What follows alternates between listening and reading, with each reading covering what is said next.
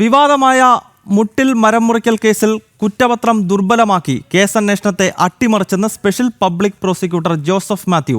Chief സെക്രട്ടറിയായ അന്നത്തെ revenue secretary Jayathilak തെറ്റായ ഉത്തരവിറക്കി മരം മുറിക്കലിന് കൂട്ടുനിൽക്കുകയായിരുന്നു.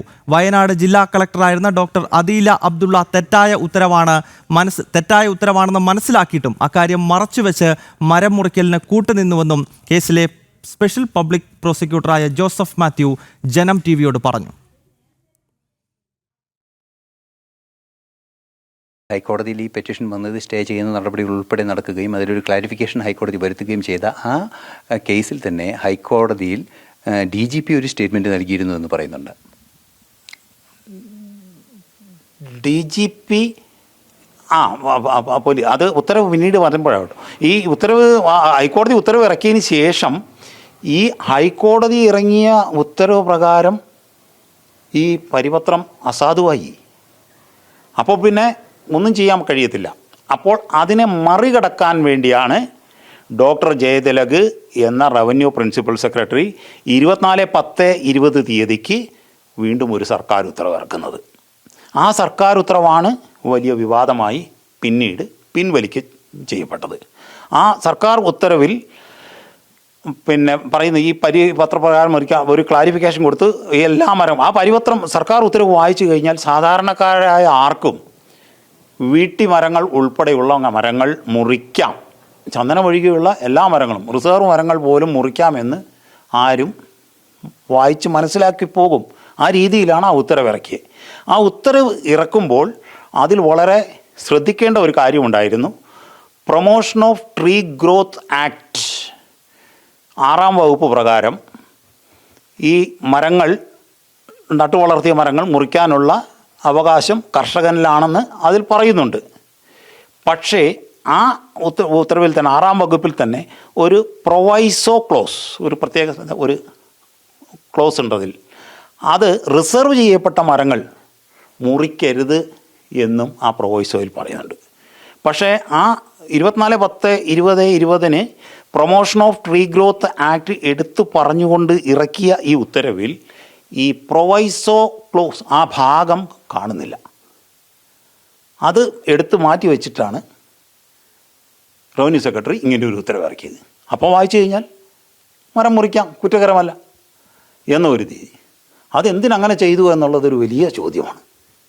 മാത്രമല്ല ആ ഉത്തരവിൻ്റെ അടിഭാഗത്ത് പ്രത്യേകം പറഞ്ഞിരിക്കും, താഴ്ഭാഗത്ത് പറഞ്ഞു, ഇപ്രകാരമുള്ള മരങ്ങൾ മുറിക്കുന്നത് വനം വകുപ്പോ പോലീസോ മറ്റു ഉദ്യോഗസ്ഥരോ ആരും തടസ്സപ്പെടുത്താൻ പാടില്ല. അങ്ങനെ ആരെങ്കിലും തടസ്സപ്പെടുത്തിയാൽ അവർക്കെതിരെ നിയമ നടപടികൾ സ്വീകരിക്കുന്നതാണ് എന്നും എഴുതി ചേർത്തു. എന്തിനാണ് ഇങ്ങനെയൊക്കെ ഒരു ഉത്തരവിറങ്ങുന്നത്? അങ്ങനെയൊക്കെ എഴുതി ചേർത്തതിൻ്റെ പിന്നിലുള്ള നിയമപരമായ നിലനിൽപ്പ് എന്താണ്? അപ്പോൾ ആ ഉത്തരവ് വായിച്ചു കഴിയുമ്പോൾ ഇത് റവന്യൂ സെക്രട്ടറിയുടെ ഒരു അറിവും അദ്ദേഹത്തിൻ്റെ ഒരു ഇൻവോൾവ്മെൻറ്റ് വരും. അന്നിരുന്ന റവന്യൂ സെക്രട്ടറി, ഇപ്പോഴത്തെ ചീഫ് സെക്രട്ടറി, അദ്ദേഹത്തിൻ്റെ അറിവോടുകൂടിയാണ് ഈ ഉത്തരവ് തെറ്റാണെന്ന ബോധ്യത്തോടു കൂടിയാണ് അദ്ദേഹം തന്നെ ഇത് ഉത്തരവ് ഇറക്കിയിരിക്കുന്നത്. ഇനി അദീല അബ്ദുള്ളയുടെ ഒരു ഇടപെടൽ എങ്ങനെയായിരുന്നു? അന്ന് വയനാട് ജില്ലാ കളക്ടറായിരുന്ന ഡോക്ടർ അദീല അബ്ദുള്ള ഈ ഉത്തരവുമായി റോജി അഗസ്റ്റിനും സഹോദരനും കൂടി വയനാട് ജില്ലാ കളക്ടർ അദീല അബ്ദുള്ളയുടെ ചേംബറിൽ വന്ന് ഈ ഉത്തരവ് വായിച്ച് ഇത് പ്രകാരം മരങ്ങൾ മുറിക്കാമോ എന്ന് ആരാഞ്ഞു എന്ന് ഡോക്ടർ അദീല അബ്ദുള്ള പോലീസ് കേസിലെ അന്വേഷണത്തിൽ മൊഴി കൊടുത്തിട്ടുണ്ട്.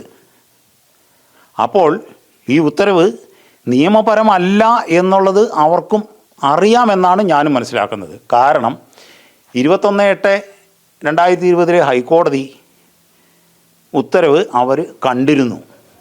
അത് അവർ തന്നെ ഇറക്കിയ പ്രൊസീഡിങ് നോക്കിയാൽ വായിച്ചാൽ കാണാം. WPC 13/678/2020 നമ്പർ ഹൈക്കോടതിയിലെ പൊതുതാൽപര്യ ഹർജി തീർപ്പ് കൽപ്പിച്ച വേളയിൽ പറഞ്ഞിരുന്ന കാര്യങ്ങളെല്ലാം അദീല അബ്ദുള്ള എന്ന കലക്ടറുടെ അറിവിൽപ്പെട്ടിട്ടുണ്ടായിരുന്നു. അപ്പോൾ അവർക്കത് വായിച്ചു കഴിഞ്ഞാൽ മനസ്സിലാക്കത്തില്ലേ ഇത് കോടതി പരിപത്രത്തെ അസാധുവാക്കി, അപ്പോൾ നിയമപരമല്ല, അപ്പോൾ അതിൻ്റെ മുകളിൽ പിന്നീട് ഇറങ്ങിയ ഉത്തരവും തെറ്റാണ് എന്ന് അവർ വ്യക്തമായിട്ട് പറയേണ്ടിയിരുന്നു. പക്ഷേ അവർ റവന്യൂ സെക്രട്ടറിക്ക് ഒരു കത്ത് എഴുതി എന്ന് പറയുന്നുണ്ട്. ആ കത്ത് ഞാൻ കണ്ടിരുന്നു. ആ കത്തിൽ പറയുന്നത് എന്താണെന്ന് വെച്ചാൽ ഈ നിയമപരമായ കാര്യങ്ങളൊന്നും അല്ല പറഞ്ഞിരിക്കുന്നത്, മറ്റ് പല വിഷയങ്ങളുമാണ്. പക്ഷേ ഇത് അവർ മനസ്സിലാക്കിയപ്പോൾ ഇത് എഴുതി റവന്യൂ സെക്രട്ടറിക്ക് എഴുതാമായിരുന്നു. ഇനി ഇല്ല, രണ്ടാമത് 24/10/20 ഉത്തരവിറങ്ങുമ്പോഴും റവന്യൂ സെക്രട്ടറിക്ക് ഈ ഹൈക്കോടതിയുടെ ഉത്തരവ് കൃത്യമായിട്ട് ബോധ്യമുള്ളതാണ്. അപ്പം ഇവർ രണ്ടുപേരും, ഈ രണ്ട് ഉന്നത ഉദ്യോഗസ്ഥരും ഹൈക്കോടതിയുടെ ഉത്തരവിനെ അവഗണിച്ചുകൊണ്ടാണ് ഇപ്രകാരം ഒരു മരം മുറിക്കാനുള്ള അനുമതി കൊണ്ട് 24/10/20 ഉത്തരവിറക്കിയത്. അപ്പോൾ തീർച്ചയായും ഈ ഒരു പ്രശ്നം, അതായത് ഒരു കോടതി അലക്ഷ്യത്തിൻ്റെ സ്വഭാവമുള്ളൊരു ഉത്തരവാണ് ഇത് വന്നിരിക്കുന്നത്. ഒരു പരിധിവരെ കോടതി അലക്ഷ്യം എന്ന് തന്നെ പറയാം. കാരണം കോടതി നിലനിൽക്കുന്ന ഉത്തരവ് കണ്ടില്ല എന്ന് നടിച്ചിട്ടില്ലേ അവരത്. ഈ ഉത്തരവ് 24/10/20 ഉത്തരവ് ഇറങ്ങുന്നതിന് മുമ്പ് പരിശോധിച്ചാൽ നോക്കാണല്ലോ ഈ ഉത്തരവുണ്ടല്ലോ എന്ന് പറഞ്ഞ് അവർക്കത് അവിടുന്ന് പിന്മാറേണ്ടതായിരുന്നു. തീർച്ചയായിട്ടും തെറ്റായ ഉത്തരവ്, ഇത് തെറ്റായ ഉത്തരവാണ് ഇറക്കുന്നത് എന്നുള്ള പൂർണ്ണ ബോധ്യം റവന്യൂ സെക്രട്ടറി ആയിരുന്ന ഡോക്ടർ ജയതിലകനുണ്ട്, ഉണ്ടായിരുന്നു. അത് വയനാട് ജില്ലാ കളക്ടർക്കും അറിവുണ്ടായിരുന്നു. കാരണം ലാൻഡ് റവന്യൂ കമ്മീഷണർ ഒരു അറിയിപ്പ് കൊടുത്തിരുന്നു ആദ്യമേ. ഇത് ഈ ഹൈക്കോടതിയിൽ ഈ വിഷയം ഉള്ളപ്പോൾ ഇങ്ങനെ, അതുകൊണ്ട് പരിപത്രത്തിൻ്റെ ഓപ്പറേഷനെ തൽക്കാലം നടപടി എടുക്കണ്ട അതിൻ്റെ മുകളിൽ എന്ന് കത്ത് കൊടുത്തിരുന്നു. ഇതൊക്കെ ഉണ്ട്. ഇതെല്ലാം കണ്ടിട്ട് തന്നെയാണ് വീണ്ടും ഈ പരിപത്രം, ഈ ഉത്തരവ് ഇറങ്ങുന്നത് 24/10. യെസ്, ഈ ഗുരുതരമായ വീഴ്ചകൾ ADGPയെ ഉൾപ്പെടെ അറിയിച്ചെങ്കിലും നടപടികൾ യാതൊന്നും ഉണ്ടായില്ലെന്നും ജോസഫ് മാത്യു പറയുന്നുണ്ട്. ഒരു തവണ ADGP വെങ്കടേശ്വരന്റെ നേതൃത്വത്തിൽ യോഗം നടത്തിയെങ്കിലും തുടർന്ന് പ്രോസിക്യൂട്ടറെ മാറ്റാനുള്ള നീക്കമാണ് ഉണ്ടായതെന്നും അദ്ദേഹം പറയുന്നു. എന്നാൽ പ്രോസിക്യൂട്ടറെ പദവിയിൽ നിന്നും മാറ്റി എന്ന സൂചന ലഭിച്ചതായല്ലാതെ അത്തരം ഉത്തരവുകളൊന്നും പുറത്തിറങ്ങിയിട്ടില്ലെന്നും ജോസഫ് മാത്യു ജനം TV-യോട് വ്യക്തമാക്കി. ഇപ്പോൾ വളരെ കൃത്യമായി പറഞ്ഞാൽ സാറിന് തന്നെ ബോധ്യപ്പെടാത്ത ഒരു എൻക്വയറി റിപ്പോർട്ട് വന്നിരിക്കുന്നു, ഒരു എൻക്വയറി ഫൈനലൈസേഷൻ വന്നിരിക്കുന്നു. ഈ ഒരു സാഹചര്യത്തിൽ സ്വതന്ത്ര ഏജൻസി തന്നെ അന്വേഷിക്കണം എന്നാണ് സാറിൻ്റെ ഒരു അനുഭവം വെച്ച് പറയുന്നത്. ഞാൻ ഈ കുറ്റപത്രം മുഴുവൻ പരിശോധിച്ചിട്ട് ഞാൻ DYSPക്ക് കൊടുത്തിട്ട് അദ്ദേഹം അതിനെ ഗൗനിച്ചില്ല. ഞാൻ ADGPക്ക് എഴുതി. 2024 മെയ് മാസം 8-ാം തീയതി ഞാൻ ADGPക്ക് കത്തെഴുതി. അതിനോടനുബന്ധിച്ച് ആ 18-ാം തീയതി ADGP ഒരു വീഡിയോ കോൺഫറൻസിങ് വിളിച്ചു. ADGPയും 2-3 SP-മാരും DYSP ബെന്നിയും ഞാനും ഉണ്ടായിരുന്നു, പങ്കെടുത്തു. അപ്പോൾ ഞാനിതിനകത്തെ ന്യൂനതകളെല്ലാം, കുറവുകളെല്ലാം എടുത്തു. സുപ്രീം കോടതിയും കേരള ഹൈക്കോടതി പറഞ്ഞിരിക്കുന്ന ജഡ്ജ്മെൻറ്റുകളിലെല്ലാം കാണിച്ച് ബോധ്യപ്പെട്ടു. ADGP അന്ന് വെങ്കിടേഷ് എന്ന് പറയും, അദ്ദേഹം ഇരുന്ന് ഡിസ്കസ് ചെയ്തു, വിശദമായി ഡിസ്കസ് ചെയ്തു. പിന്നീട് പിന്നെ കുറച്ച് ദിവസം കഴിഞ്ഞ് ഒന്നും കൂടി തിരുവനന്തപുരത്ത് ഒന്നും കൂടി മീറ്റിംഗ് അറിയിക്കാം എന്ന് എന്നോട് പറഞ്ഞു.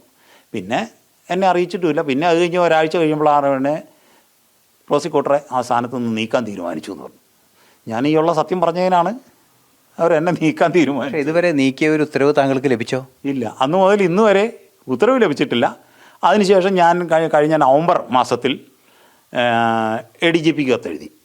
എന്നെ അതിനുശേഷം ഈ ആദ്യത്തെ 2 അവധി കഴിഞ്ഞതിന് ശേഷം അന്വേഷണ സംഘത്തിലെ ഒരു പോലീസ് ഓഫീസറും എൻ്റെ അടുത്ത് വരുന്നില്ല. അപ്പോൾ കേസിൽ ഞാൻ ഇപ്പോൾ നിലവിൽ PP ആയിട്ട് തുടരുന്നുണ്ടോ അതോ എന്നെ ഒഴിവാക്കിയോ എന്നെ ഒന്ന് അറിയിക്കണമെന്ന് പറഞ്ഞ് ഞാൻ കത്തെഴുതി. അത് കത്ത് അവിടെ കൈപ്പറ്റി, മറുപടിയില്ല. പിന്നെ ഞാൻ ആ ഹോം സെക്രട്ടറിക്ക് അവർക്കും കത്തെഴുതി, എന്നെ അപ്പോയിൻ്റ് ചെയ്ത അതോറിറ്റിക്കും. ആരും മറുപടി തന്നില്ല. പിന്നീട് ഞാൻ നവംബർ 12-ാം തീയതി 2024 നവംബർ 12-ാം തീയതി അന്നത്തെ ചീഫ് സെക്രട്ടറിക്ക് ഈ വിഷയങ്ങളെല്ലാം, ഈ അന്വേഷണത്തിനകത്ത് വന്നിരിക്കുന്ന വീഴ്ചകൾ എടുത്തു പറഞ്ഞു കാണിച്ചുകൊണ്ട് ഒരു 37 പോയിന്റുകളായിട്ട് തന്നെ കാണിച്ചുകൊണ്ട് ഒരു കത്തെഴുതി ചീഫ് സെക്രട്ടറിക്ക് കൊടുത്തിട്ടുണ്ട്.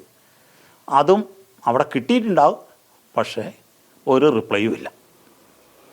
അങ്ങനെ ഇരിക്കെ ഇന്നാൾ ഞാൻ രണ്ടാമത് ഈ കഴിഞ്ഞ ഏപ്രിൽ 25-ാം തീയതി 25/4/2025 വീണ്ടും ചീഫ് സെക്രട്ടറിക്ക് ഒരു കത്തെഴുതി.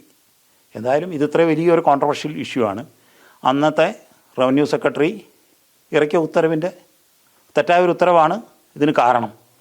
അതുകൊണ്ട് ഈ കാര്യത്തിൽ ഇപ്പം റവന്യൂ ഡിപ്പാർട്ട്മെൻറ്റ് അതുകൊണ്ടാണ് ഇതിനകത്ത് താല്പര്യമെടുക്കാതെ കിടക്കുന്നതെന്ന് എനിക്ക് ബോധ്യം വരുന്നു. അതുകൊണ്ട് ചീഫ് സെക്രട്ടറി ഇടപെടണമെന്ന് പറഞ്ഞ് തന്നെയാണ് എഴുതിയത്. എനിക്കറിയാം, ഇദ്ദേഹം തന്നെയായിരുന്നു അന്ന് ഇറക്കിയ സെക്രട്ടറി. അദ്ദേഹത്തിന്, കേരളത്തിൻ്റെ ചീഫ് സെക്രട്ടറി ആയിരിക്കുന്ന ഡോക്ടർ ജയതിലകന് ഇത് സംബന്ധിച്ച വിഷയങ്ങളെല്ലാം വളരെ വ്യക്തമായിട്ടറിയാം. അതിലൊരു തീരുമാനം എടുക്കാൻ അദ്ദേഹത്തിന് വളരെ എളുപ്പം കഴിയും. തെറ്റായ ഉത്തരവാണ് എന്താണേലും തീരുമാനം. ഇപ്പോൾ എന്താ സംഭവിച്ചിരിക്കുന്നത്? റവന്യൂ നടപടി എടുത്തിട്ട് 37 കേസുകളിൽ 8,29,00,000 രൂപ ഫൈൻ ഇമ്പോസ് ചെയ്തു. ഇനി 31 കേസുകളിൽ ഫൈൻ ഇമ്പോസ് ചെയ്യാനുമുണ്ട്. അതായത് രണ്ടും കൂടി ഏകദേശം 15 കോടിയോളം വരും. ഈ 8,29,00,000 രൂപ ഫൈൻ ഇമ്പോസ് ചെയ്തതിൽ 1 രൂപ പോലും ഇതുവരെയായിട്ട് ആരോടും ഈടാക്കാൻ കഴിഞ്ഞിട്ടില്ല. എന്തുകൊണ്ട് കഴിയുന്നില്ല? ബാക്കി കേസുകൾ ചെയ്യാതെ കിടക്കുന്ന വർഷങ്ങൾ 5 ആയി. ഡിപ്പോയിൽ കൊണ്ടുപോയിട്ടിരിക്കുന്ന 15 കോടി രൂപയുടെ മരം ഞാൻ പല പ്രാവശ്യം DFO ഒക്കെ ആയിട്ട് കോൺടാക്ട് ചെയ്യും. അത് ലേലം ചെയ്ത് ആ കിട്ടുന്ന സംഖ്യ പബ്ലിക് എക്സ്ചേഞ്ചിലേക്ക് വെക്കണം, പൊതുഖജനാവിലേക്ക് വെക്കണം. എന്നിട്ട് അത് നാളെ മരം റോജിക്കാണ് വിട്ടു കൊടുക്കുന്നതെങ്കിൽ അപ്പോൾ ആ പകരം പൈസ കൊടുക്കുമല്ലോ. അത് കോടതിക്ക് ചെയ്യാവുന്ന കാര്യമുള്ളൂ. അത് ചെയ്തില്ല. മാത്രമല്ല ഈ മരം നശിച്ചു പോവുകയാണ് അവിടെ കിടന്ന്. ഇത്രയും മരം 5 കാലവർഷങ്ങൾ അനുഭവിച്ചു ഇപ്പോൾ ആ മരം. അപ്പോൾ ഇപ്പം റോജി അഗസ്റ്റിന് ഒരു ഹർജി ഫയൽ ചെയ്തു 2023 ജനുവരി 6-ന് ഈ മരങ്ങൾ വേണ്ട രീതിയിൽ സംരക്ഷിക്കണമെന്ന് പറഞ്ഞു. ഹൈക്കോടതി ജില്ലാ കോടതി വളരെ വ്യക്തമായ ഉത്തരവിട്ടുണ്ട് അത് സൂക്ഷിക്കേണ്ട രീതിയെക്കുറിച്ച്. എന്നിട്ട് വനം വകുപ്പ് വല്ലതും ചെയ്തോ? ഒന്നും ചെയ്തില്ല.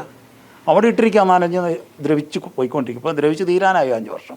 ഇത്രയും കോടി ഇത് പൊതുമുതലാണ്. അത് അപ്പോൾ വനം വകുപ്പിൻ്റെ ഭാഗത്തുനിന്ന് ഗുരുതരമായ വീഴ്ചയാണ്. അവർ ഈ കാര്യത്തിൽ യാതൊരു താല്പര്യവും എടുക്കുന്നില്ല. 1 മുതൽ 43 നമ്പർ കൂടിയ OR കേസുകൾ രജിസ്റ്റർ ചെയ്തിട്ട് ഒരു കേസിൽ പോലും കുറ്റപത്രം കൊടുത്തിട്ടില്ല. പറയുന്ന കാരണം അത് ചെറിയ കുറ്റകൃത്യമായതുകൊണ്ടാണ്. അതൊക്കെ തെറ്റാണ്. അങ്ങനെ കൊടുക്കാൻ ആ കുറ്റകൃത്യം അതവിടെ പ്രൂവ് ചെയ്യപ്പെട്ടാൽ മാത്രമേ പൊതുമുതൽ നശിപ്പിച്ച മറ്റേ കേസ് ക്രിമിനൽ കേസിൻ്റെ ബലം ഉണ്ടാവുള്ളൂ. ഇതൊന്നും അറിയാഞ്ഞിട്ടല്ല, ഇതൊന്നും ഉദ്യോഗസ്ഥർക്ക് അറിയാഞ്ഞിട്ടല്ല. ഉത്തരവാദിത്തപ്പെട്ടവരെല്ലാം ചേർന്ന് ദുർബലപ്പെടുത്താൻ കൃത്യമായി ശ്രമിക്കുന്നു എന്നാണ് ഞാൻ മനസ്സിലാക്കുന്നത്. അതുകൊണ്ടാണ് ഇത്രയും ഇപ്പം 3 കാര്യങ്ങൾ ഇപ്പം 4.5 വർഷങ്ങൾ പിന്നിട്ട് ഒരു കഷ്ണം മരം പോലും ലേലം ചെയ്യാൻ കഴിഞ്ഞിട്ടില്ല. റവന്യൂ റിക്കവറി നടപടികൾ എവിടെ എത്തിയില്ല. പോലീസ് കേസ് തന്നെ ഇപ്പോഴും എവിടെ എത്തിയിട്ടില്ല. കൊടുത്തതാണെങ്കിൽ ദുർബലമായ കുറ്റം. ഇനി അത് നന്നാക്കണമെങ്കിൽ ഒരു തുടരന്വേഷണം നടത്തി തെളിവുകൾ വെക്കണം. മുട്ടിൽ മരം മുറി കേസിൽ സ്പെഷ്യൽ പബ്ലിക് പ്രോസിക്യൂട്ടറായിട്ടുള്ള ജോസഫ് മാത്യു നടത്തുന്നത് ഞെട്ടിപ്പിക്കുന്ന വെളിപ്പെടുത്തൽ തന്നെയാണ് എന്ന കാര്യത്തിൽ സംശയമില്ല. ലൈവ്